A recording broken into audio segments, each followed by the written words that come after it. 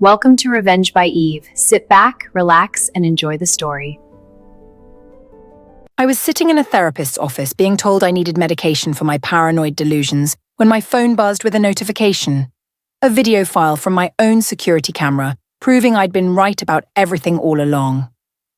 Before this story goes any further, tell me, would you have trusted your gut or done what I did? And as you listen, comment where you're listening from. I read everyone. My name is Eve Morrison, and for 6 years I thought I was losing my mind. I met my husband Marcus when I was 29 at a mutual friend's birthday party in Brooklyn. I was working as a freelance graphic designer. He was an IT consultant for corporate clients. We hit it off immediately. He was funny, grounded, smart without being arrogant about it. Our relationship developed naturally. Coffee dates turned into weekend trips. All weekend trips turned into him keeping a drawer at my apartment. Within 18 months, we'd moved in together to a 2-bedroom in Queens, with exposed brick and just enough natural light for my home office. Marcus was thoughtful in the small ways that mattered. He'd bring me coffee in bed on Sunday mornings, he'd proofread my client proposals, and offer genuinely helpful feedback.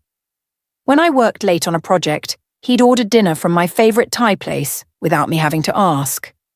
We got married in a small ceremony upstate, just immediate family and close friends. His parents, Robert and Linda, seemed to like me well enough.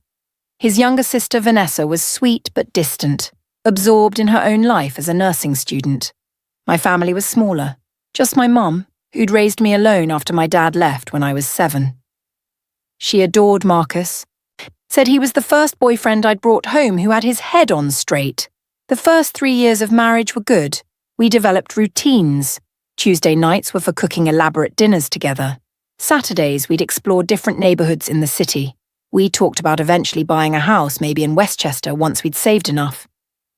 I was building my client base, slowly transitioning from scraping by to actually thriving. Marcus's career was steady. Corporate IT wasn't glamorous, but it paid well and had good benefits. We fought sometimes, like all couples. But they were normal fights. Who forgot to buy milk?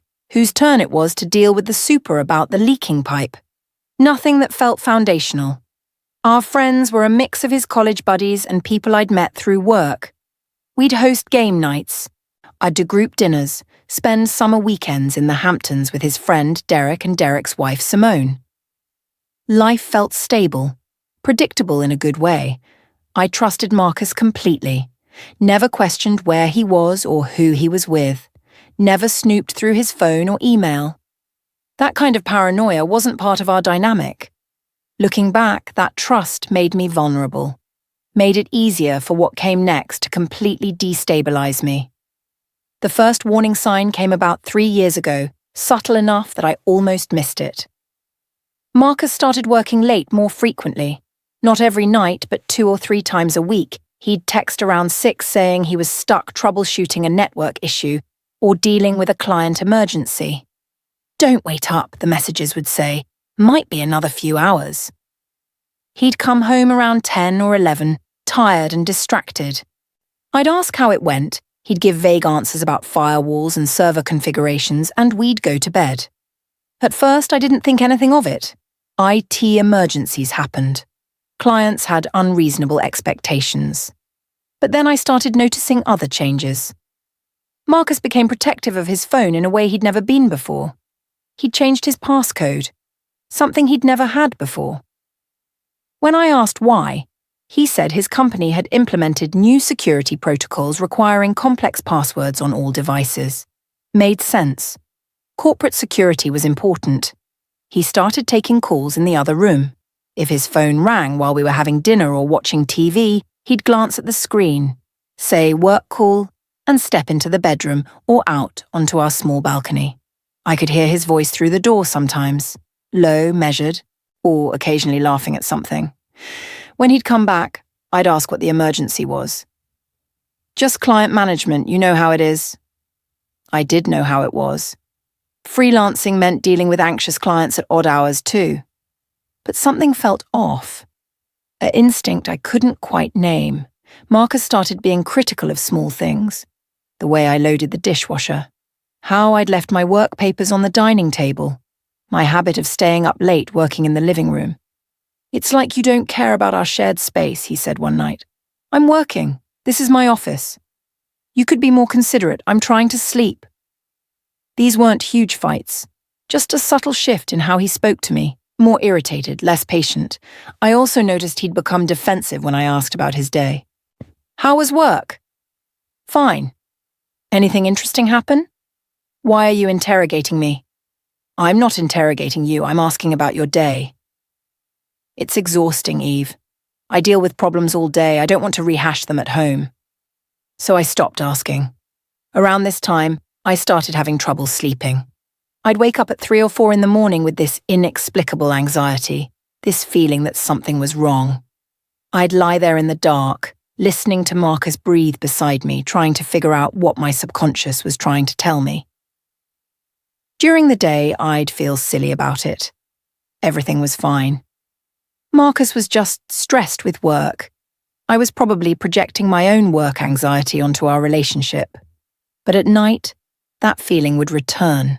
Something's wrong. Something's happening. I mentioned it to my mom during a phone call. "You sound stressed, honey. Are you taking care of yourself?" "I think so. I don't know, I just feel off." Marriage is hard work, especially those middle years. You just have to push through. So I pushed through. Things escalated over the following months in ways that made me question my own sanity. I started noticing that items in our apartment would be moved. Small things. My laptop would be in a different spot than where I'd left it. Files on my desk would be slightly rearranged. A coffee mug I distinctly remembered putting in the dishwasher would be in the cabinet. "Did you move my laptop?" I'd ask Marcus. "No. Why would I touch your laptop?" "It was on the left side of my desk. Now it's on the right." "Eve, you probably moved it and forgot. You're always doing 3 things at once." Maybe he was right. I did get scattered when I was juggling multiple projects, but then it kept happening. Things would go missing and reappear days later in obvious places. My favorite coffee thermos, my car keys, a client file I'd been working on. "I'm losing my mind," I told Marcus one evening. "I swear I put my keys on the hook and now they're not there." He helped me look, and we found them in my coat pocket. "See? You put them there and forgot." "I never put them in my pocket." "You must have. They didn't walk there themselves." His tone suggested I was being ridiculous, making problems out of nothing. I started second-guessing every memory. Every certainty felt uncertain. Marcus began suggesting I was working too hard, that the stress was affecting me. "Maybe you should take a break. Ease up on the client load." "I can't afford to do that. I'm finally building real momentum." "Your health is more important than work." But I felt fine. Physically, I felt completely normal. It was just this persistent sense that reality was shifting around me in small, unverifiable ways. Then came the fights I didn't remember. Marcus would bring up conversations we'd allegedly had. "Like we discussed last week, I'm going to Denver for that conference." "What conference? You never mentioned Denver." "Yes, I did. We talked about it. I told you I'd be gone Thursday through Sunday." "Marcus, I have no memory of this conversation." "That's concerning, Eve. You're forgetting entire conversations now." He'd pull out his phone and show me a calendar entry. "See? I put it in our shared calendar 2 weeks ago." I'd look and there it would be. A trip I had no recollection of discussing. Was I losing time? Forgetting conversations? My mum had early onset Alzheimer's in her family history. Was this how it started? I made an appointment with my doctor, told her about the memory issues, the misplaced items, the sense that I was losing grip on reality. She ran cognitive tests. Everything came back normal. "You're under a lot of stress. Freelancing, marriage, city life. It all adds up. Have you considered therapy?"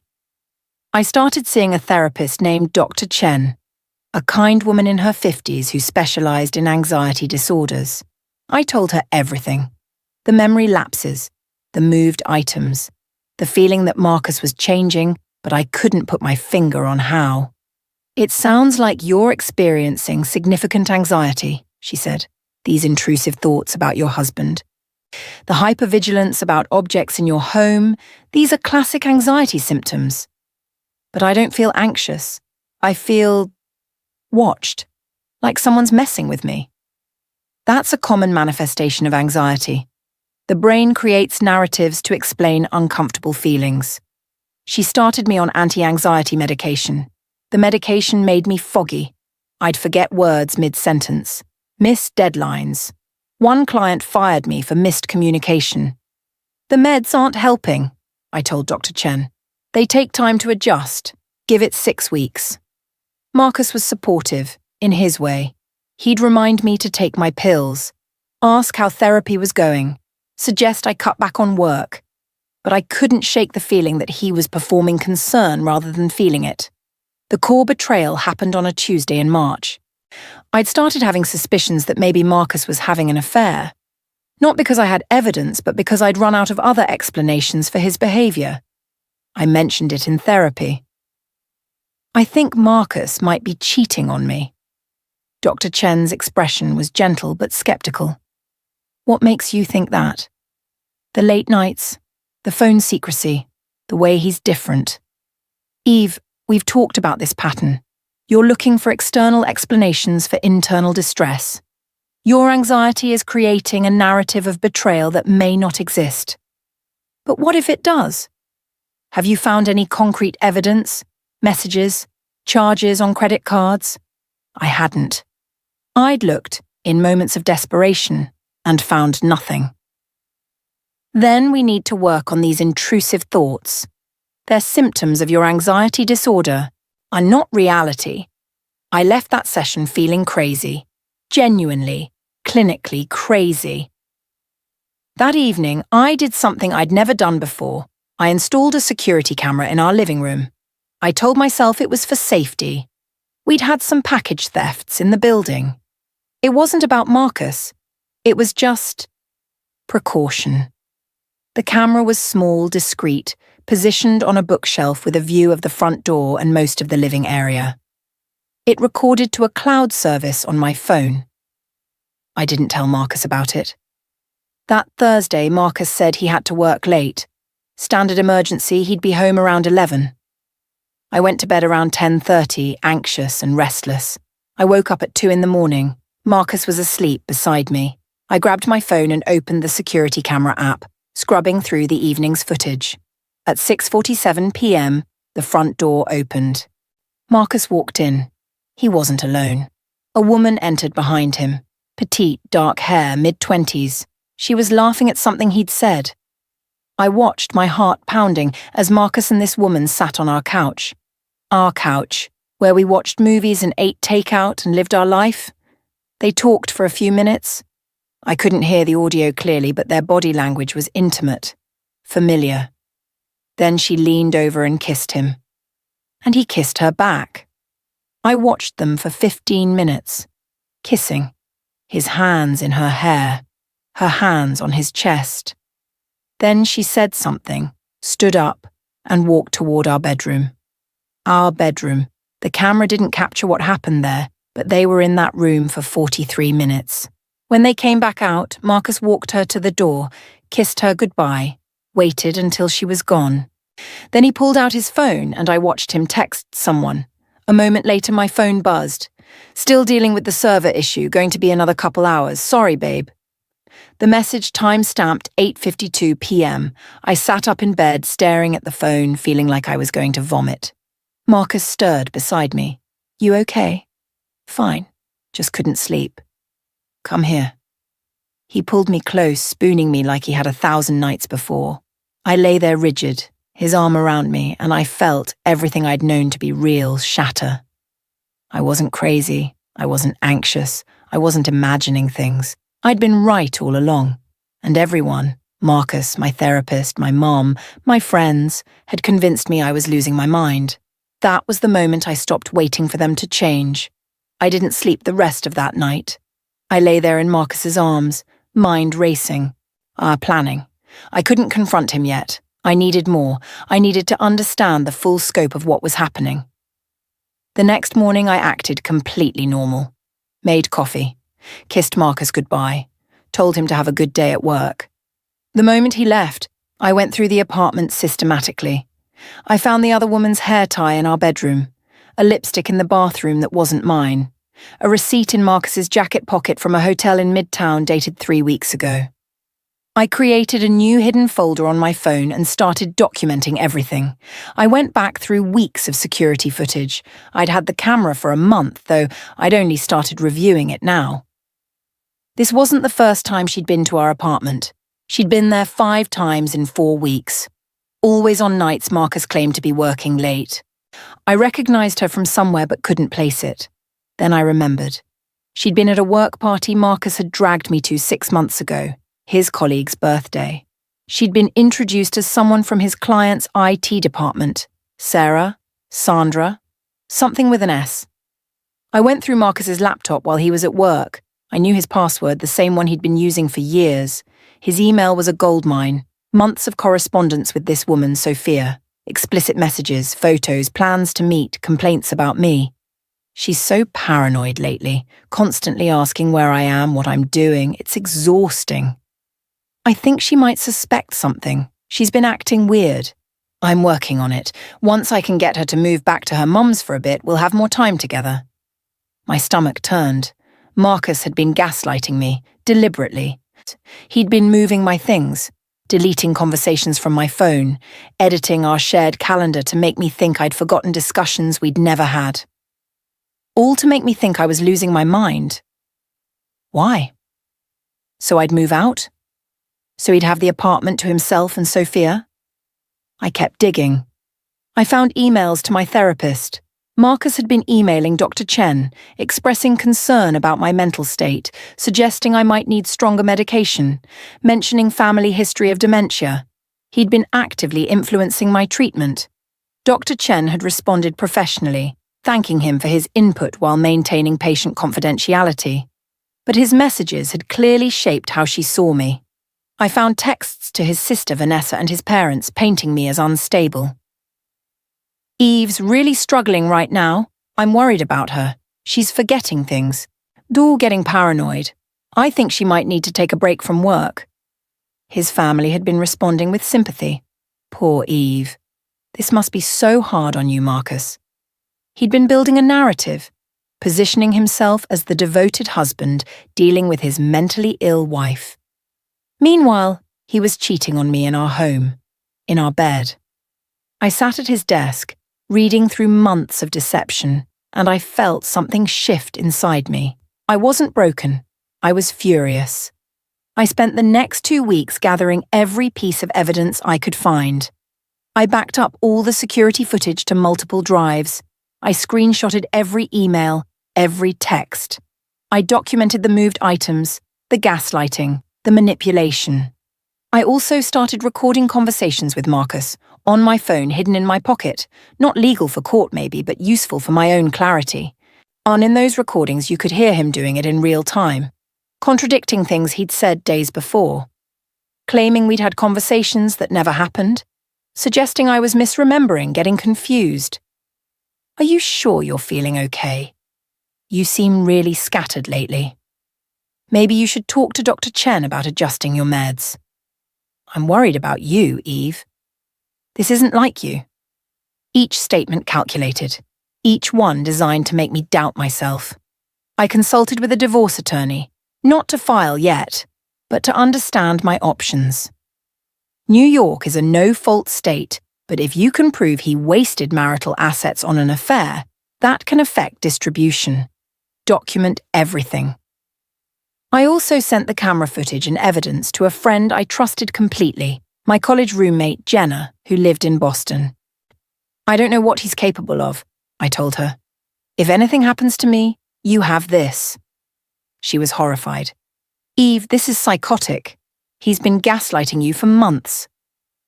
I know, but I need to handle this carefully.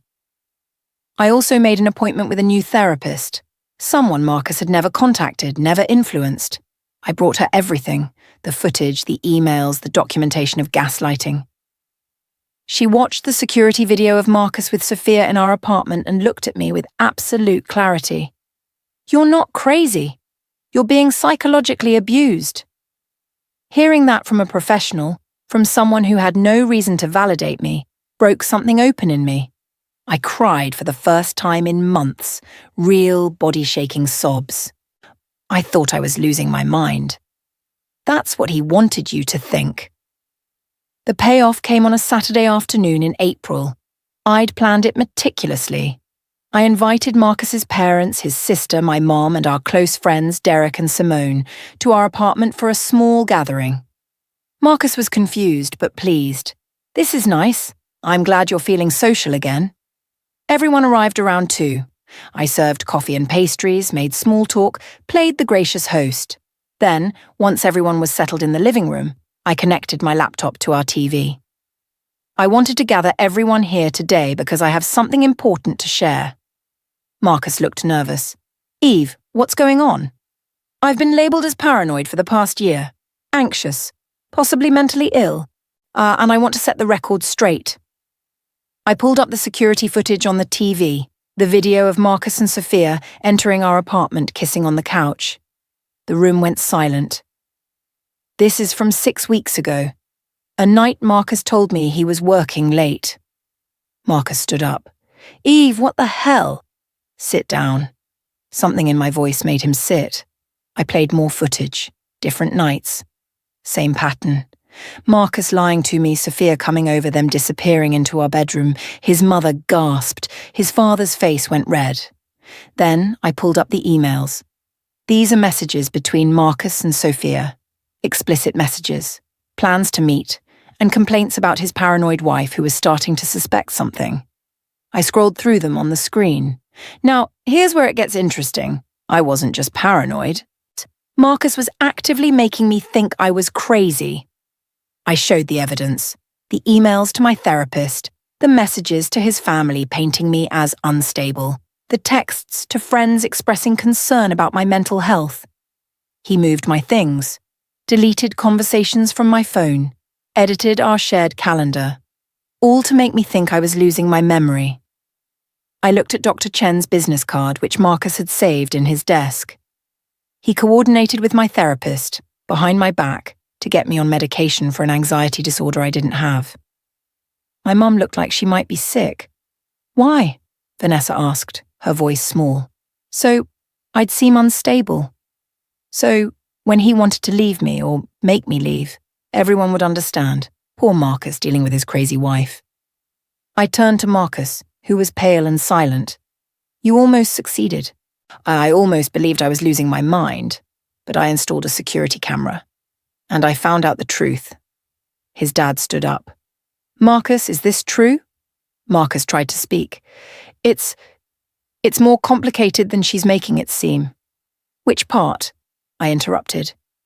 "The affair, the gaslighting, the systematic psychological abuse designed to make me question my own sanity." He had no answer. I looked at everyone in the room. "I wanted you all here so you could hear this from me. So Marcus couldn't spin some story about his unstable wife having a breakdown." I handed packets to each person. "These are copies of everything, the footage, the emails, the evidence of gaslighting, in case anyone doubts what they saw today." Then I looked at Marcus. "I've filed for divorce. You have 30 days to move out. And my attorney will be in touch about asset division." His mother started crying. Vanessa looked at her brother like she'd never seen him before.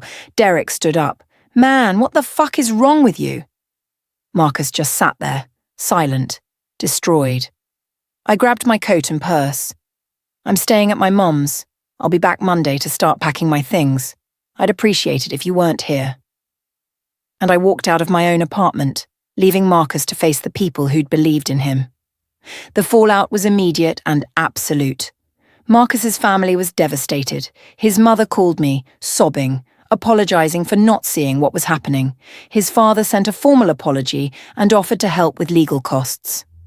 Vanessa cut Marcus off completely. "I can't believe I have a brother who would do this."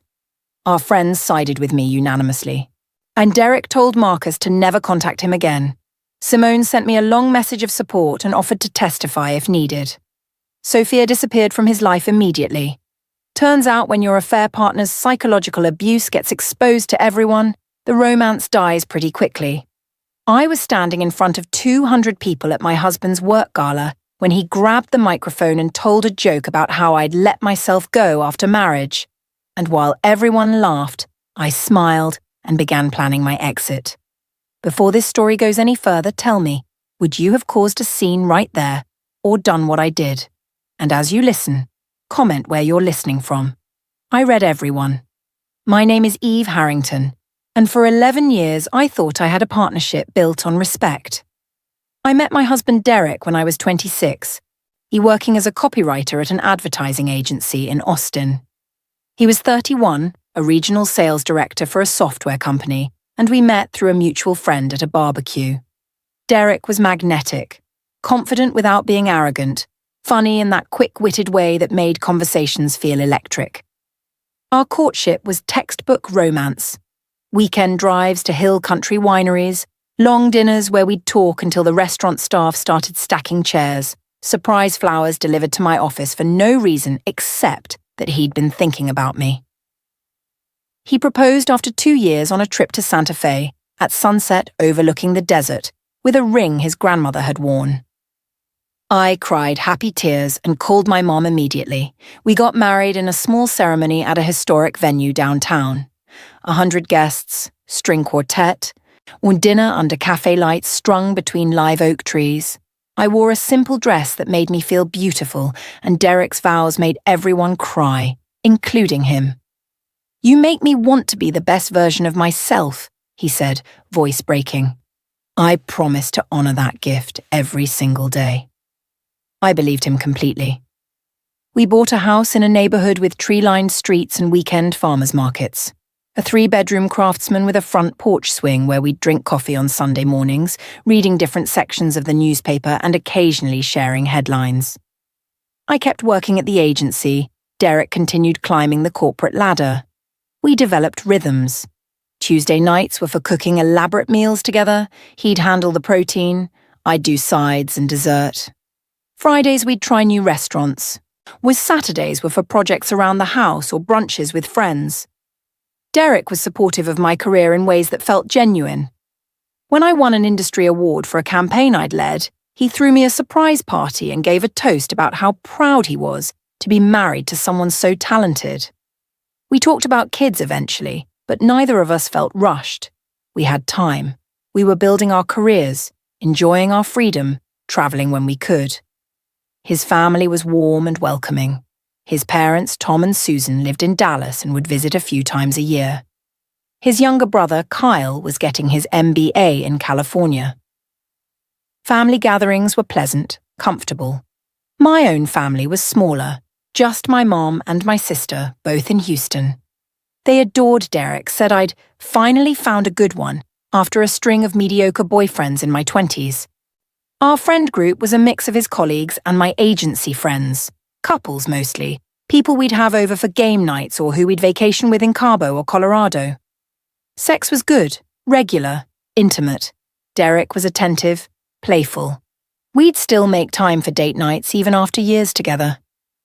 I felt secure, loved, like we'd built something that would last. I see now how I'd confused his public performance of being a good husband with actual private respect, how I'd mistaken consistency for depth.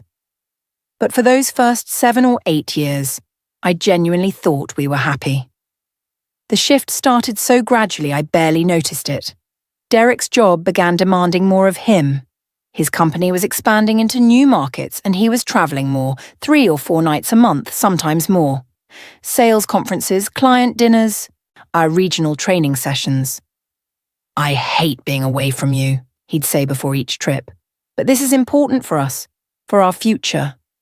I understood. I'd been working late myself, managing bigger accounts, building my own reputation. But I started noticing that when Derek was home, he was only half present. He'd be on his phone during dinner, scrolling through work emails. When I'd tell him about my day, his responses became shorter, less engaged. "That's great, babe," he'd say without looking up. You're not listening. I am. You said the client approved the creative. Technically correct, but missing the entire context I'd been sharing about the political dynamics with the account team. Sex became less frequent, not absent, just less. Once every 10 days instead of a few times a week. When I'd initiate, sometimes he'd go along with it. But with the energy of someone checking a box rather than someone genuinely engaged. Are we okay? I asked one night after he'd turned down my advances for the third time in a week. We're fine. I'm just exhausted. This job is killing me.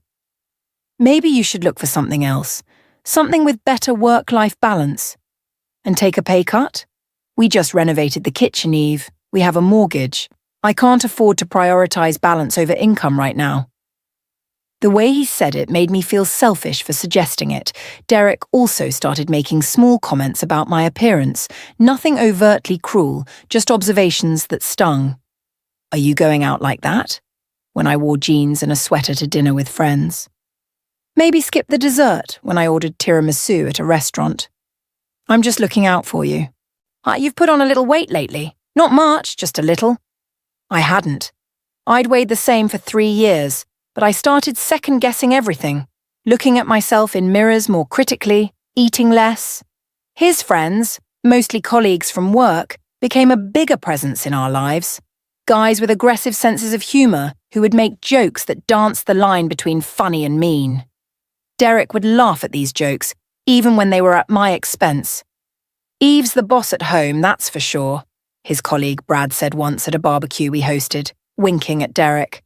Someone has to be, Derek replied, and the guys laughed. It wasn't overtly disrespectful, just dismissive enough to make me feel small. I tried talking to Derek about how these dynamics made me uncomfortable. They're just joking around.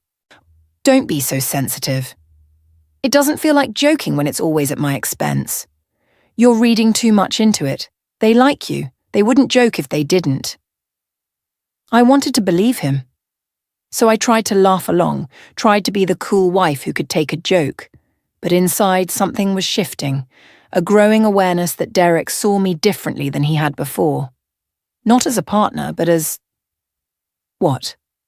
A responsibility? A fixture? The situation escalated over the next 2 years in ways that eroded my self-worth piece by piece. Derek's company culture was intensely social. There were constant events, happy hours, team dinners, quarterly galas, annual conferences, and increasingly, I was expected to attend as Derek's +1. I didn't mind initially. I was good at these things, making conversation, remembering names, asking people about themselves. But Derek started treating me differently at these events. He'd introduce me as the wife instead of by name. When I'd contribute to conversations about marketing or advertising, he'd subtly redirect the focus. Eve works in advertising, he'd say dismissively, but let's get back to what Paul was saying about the Q3 numbers. Like my professional expertise was a quirky hobby rather than a 13-year career. At one company dinner, I was seated next to the CEO's wife, a woman named Margot, who was brilliant, a former attorney who'd built her own consulting practice.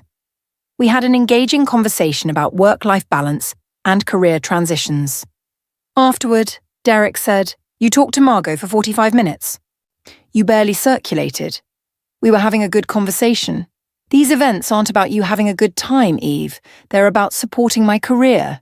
You should be making connections that help me, not just talking to whoever you find interesting." The reduction of my value to how I could serve his professional advancement was stunning, but I internalized it. Started seeing these events as performances where I was a supporting actress. Derek also began comparing me to other wives. Brad's wife, Jennifer, who was always perfectly dressed and never seemed to have an opinion on anything except how wonderful the men's careers were. "Jennifer's really good at these events," Derek said once. "She makes Brad look good. What am I doing wrong?" "Nothing. I'm just saying she has a knack for it." I started dressing differently, or wearing what I thought Derek wanted me to wear, speaking less at events, smiling more. Around this time, Derek's comments about my appearance became more frequent and more pointed. "Are you still going to the gym?" he asked one morning as I got dressed. I went Tuesday. "Maybe you should go more often," just a thought. I was a size 8, a perfectly normal, healthy size. But Derek's comments made me feel like I was failing some test I hadn't known I'd signed up for. I started working out more, eating less. Not in a healthy way, in an anxious, trying to please someone else way. Derek noticed and seemed pleased. "You're looking good lately. I can tell you're taking care of yourself." As if my worth was contingent on maintaining his aesthetic preferences. Our sex life continued to decline, but now Derek would frame it as my fault. "Boy, I'd be more interested if you initiated differently. You're very predictable." "What would you like me to do?" "I don't know. Be more spontaneous, more exciting." Instructions so vague I couldn't possibly follow them successfully. I started feeling like I was failing at being a wife, even though I was doing everything I'd always done. Working full-time, managing our household, showing up for his career, maintaining friendships, staying fit. But it was never quite enough. The core betrayal happened at Derek's company's annual gala this past February. The event was at a downtown hotel ballroom. Black tie, seated dinner for 200 people, awards ceremony for top performers. Derek had hit some major sales targets and was being honored as Regional Director of the Year. He'd been stressed about the event for weeks. His speech, "I'm making sure we sat with the right people, ensuring everything was perfect." I'd bought a new dress, a navy blue gown that was elegant and flattering. I'd gotten my hair and makeup professionally done. I wanted to be the wife he seemed to want me to be. "You look beautiful," he said when I came out of the bedroom that evening. It was the first compliment he'd given me in months. We arrived at the gala, and I played my part perfectly. Smiling, making small talk, congratulating Derek's colleagues, laughing at the right moments. Dinner was pleasant. I was seated next to Brad's wife, Jennifer, who was nice but vacant, exactly the way Derek seemed to think wives should be. After dinner came the awards. Derek's boss, a man named Richard, gave a speech about Derek's contributions to the company. Then Derek was called up to accept his award. He took the microphone, thanked the company, thanked his team. Standard corporate speech. Then he pivoted. "I also want to thank my wife, Eve, who's here tonight. The spotlight found me at our table. I smiled, gave a little wave. Eve and I have been married 11 years, and she's put up with a lot. Long hours, travel, me bringing work stress home." The room gave appreciative laughter. This seemed standard. "Of course, marriage changes people. We've both changed a lot since our wedding day." He paused, and I felt something shift, an instinct that something was coming. "I mean, look at her. She's hardly the size 2 bride I married. But hey, that's what happens when you get comfortable, right?"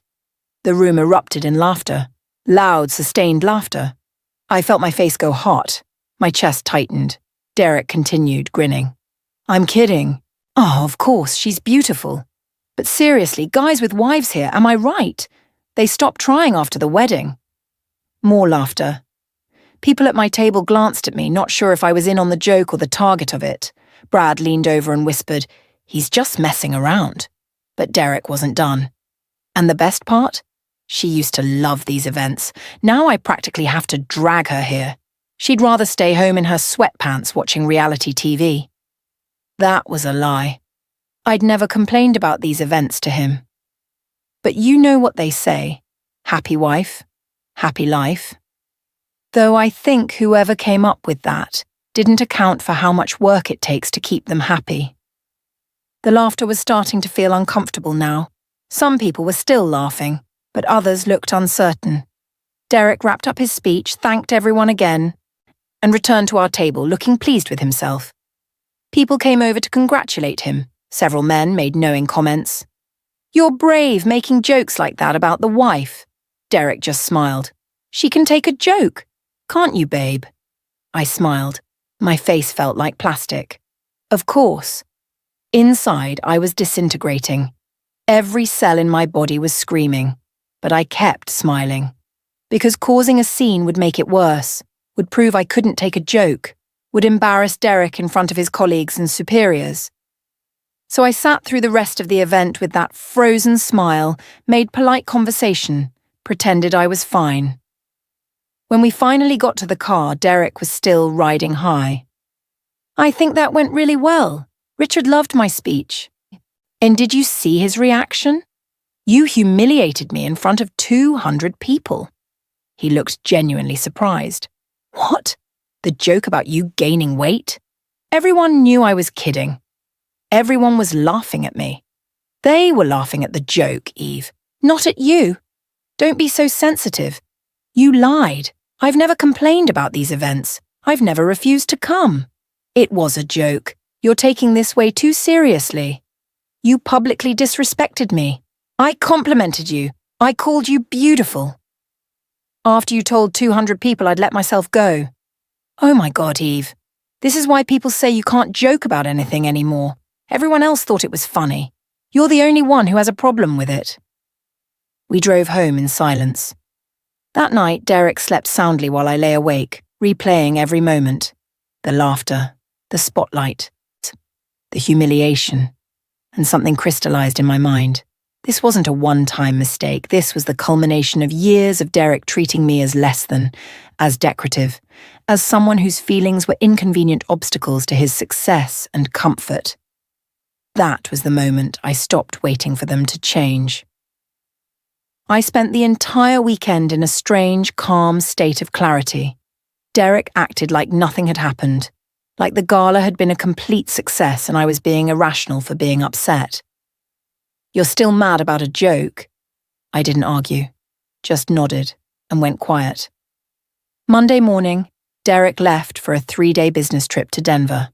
The moment his car pulled out of the driveway, I started executing a plan I'd been unconsciously forming since Saturday night. First, I called a divorce attorney, a woman named Patricia Hoffman, who had a reputation for being sharp and thorough. I told her everything. The years of subtle erosion, the public humiliation, the emotional distance. Do you want to try counseling first? She asked. No, I'm done. I just want to protect myself. Texas is a community property state. Everything acquired during the marriage gets split 50-50 unless there are specific circumstances. Start documenting everything. I spent those 3 days documenting. I gathered financial records, bank statements, investment accounts, retirement funds, mortgage documents. I made copies of everything. I also started separating my emotional life from his. I called my mum and my sister and told them what had happened at the gala. They were horrified. He said that in front of everyone? My sister Rachel was furious. That's not a joke, that's cruelty. I know. What are you going to do? I'm leaving him, but I need to do this carefully, quietly. I also consulted with a financial advisor about protecting my assets. I had a 401k from my job, some savings that were technically joint, but that I'd contributed to entirely. I opened a separate bank account and started funneling my paychecks there. I was methodical, calm, detached. The woman who'd smiled through public humiliation was gone. In her place was someone who'd decided her dignity was worth more than maintaining a facade. Over the next 6 weeks, I prepared for the divorce, without Derek noticing anything was wrong. I continued going to work, maintaining routines, having sex with him when he initiated, all of it performance. Derek seemed relieved that I'd gotten over being upset about the gala. See? I told you it wasn't a big deal. I just nodded. During this time, I also started gathering evidence of how Derek spoke about me to his friends. I'd noticed he often texted while sitting next to me, phone angled away. One evening, while he was in the shower, I checked his phone. The password was the same it had always been. Our anniversary. I found group chats with his colleagues where he routinely mocked me, complained about me, made jokes at my expense. Eve's being dramatic again. Upset I had to work late. Like I enjoy being away from her nagging. My wife thinks she's a career woman, but she makes half what I make, LOL. I swear she's gained 20 pounds since we got married. Need to get her back to the gym. Message after message. Years of them. And I screenshotted everything and sent them to myself, then deleted the sent messages from his phone. I also discovered he'd been having an emotional affair with a woman from his office. Not physical as far as I could tell, but intimate messages. Flirty, crossing lines. Her name was Ashley. She was 28 from the marketing department. The messages showed Derek was different with her. Attentive, complimentary, interested in her thoughts and feelings, everything he'd stopped being with me. I added this evidence to my growing file. I filed for divorce on a Tuesday in April. Derek was served papers at his office. I wasn't there to see his reaction, but I heard about it from Patricia. He seemed shocked, she said. Genuinely didn't see it coming. He called me immediately furious. What the fuck, Eve? You're divorcing me? Yes. Over a joke at the gala? Are you insane? It's not about the gala. It's about 11 years of you treating me like I'm less important than you, less worthy of respect. That's ridiculous. I've been a good husband. You humiliated me in front of 200 people and told me I was being sensitive when I was hurt. That's not a good husband. This is insane. We can work this out. Let's go to counselling. I don't want to work it out. I want a divorce. You're throwing away 11 years over one bad night? I'm reclaiming myself after 11 years of diminishing returns. I hung up. Derek tried to reach me dozens more times. I didn't answer. All communication went through Patricia. His family called, his mother crying, asking what had happened. Derek made a mistake at the gala, but he loves you. He's devastated. This isn't about one mistake. This is about patterns. He's a good man, Eve. You're being too harsh. I stopped answering their calls too. The divorce proceedings began. Derek hired an aggressive attorney and tried to fight me on everything. But I had documentation. I had the texts where he mocked me. I had evidence of emotional infidelity with Ashley. I had proof that the community property should be split fairly.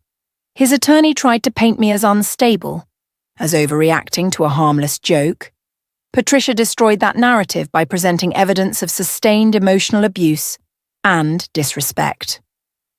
The judge was unimpressed with Derek's defense. 6 months later, the divorce was finalized. I got half of everything. The house was sold and we split proceeds. Retirement accounts divided. Clean break. Derek tried one last time to convince me to reconsider. I'm sorry about the gala. I'm sorry about the texts. I can change. I don't want you to change. I want you to be someone else's problem.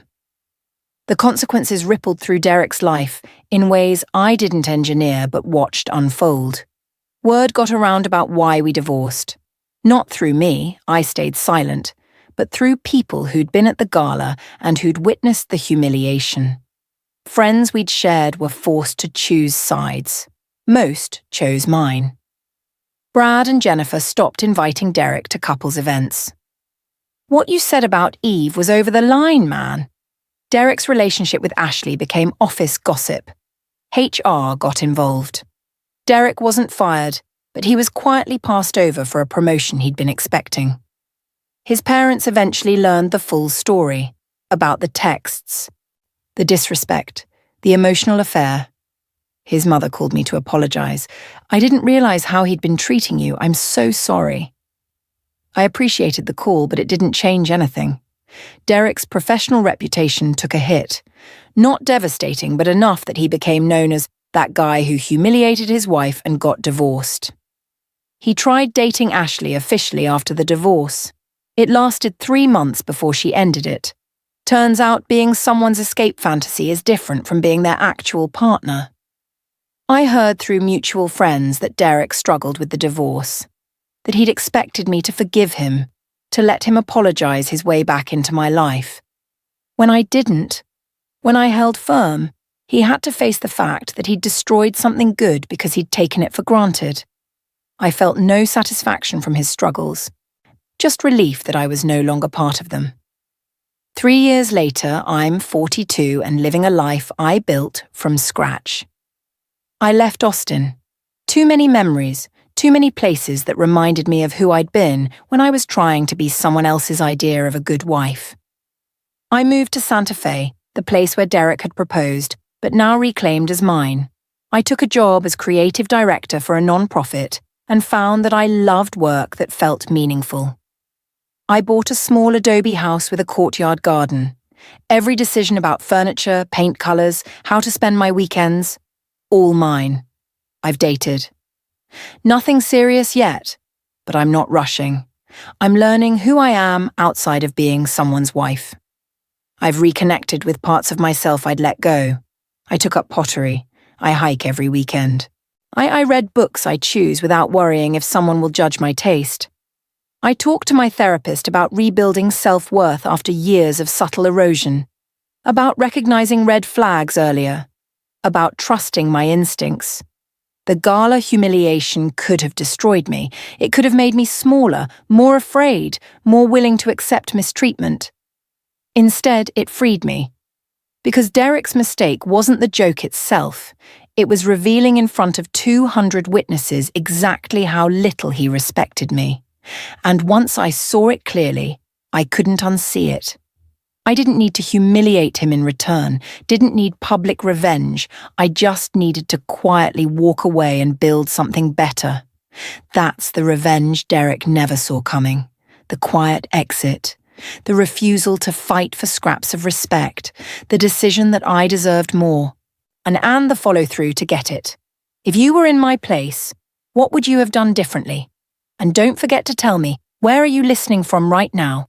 This is Revenge by Eve, and your voice matters here. Thanks for watching Revenge by Eve. We hoped you enjoyed the story. See you soon.